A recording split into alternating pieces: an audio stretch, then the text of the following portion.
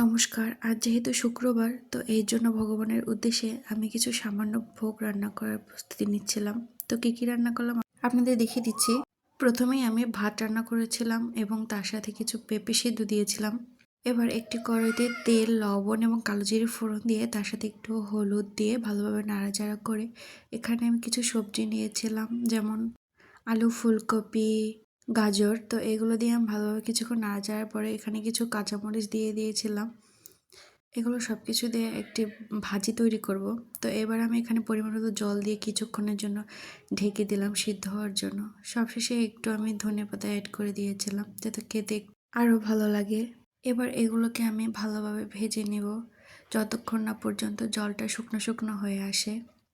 তো এই তো আমার ভাজিটা অলরেডি রেডি হয়ে গেল।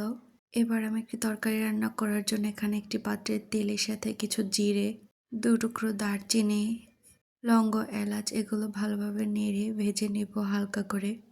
যেহেতু এই তরকারিতে আমি কিছু ডালের বড়ি দিব, তো এই জন্য আগে থেকে আমি ডালের বড়িগুলো ভালো করে ভেজে তুলে নেব।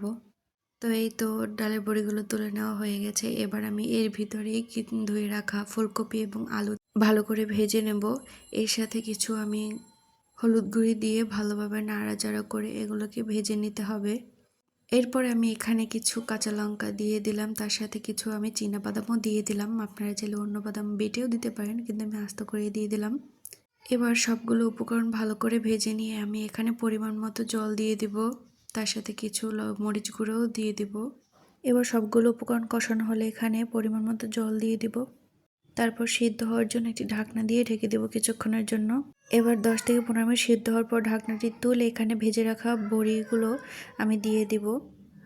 সবগুলো বড়ি ভালোভাবে নাড়াচাড়া করে একসাথে মিশিয়ে দেবো যেন মশলাটা ভালোভাবে মিশে যায়। এবার কিছু ধনিয়া পাতা অ্যাড করে দেব। এবার তরকারিটা ভালোভাবে সিদ্ধ হয়েছে কিনা একটি আলু ভেঙে দেখেছিলাম। এবার রান্না করার শেষ পর্যায়ে এখানে আমি আরও কিছু লবণ এবং চিনি অ্যাড করে দেবো যাতে স্বাদটা একটু মিষ্টি মিষ্টি লাগে হালকা। তো এই তো সবকিছু রান্না করার শেষে আমি ভগবানকে নিবেদন করলাম। ধন্যবাদ, সবাই ভালো থাকবেন।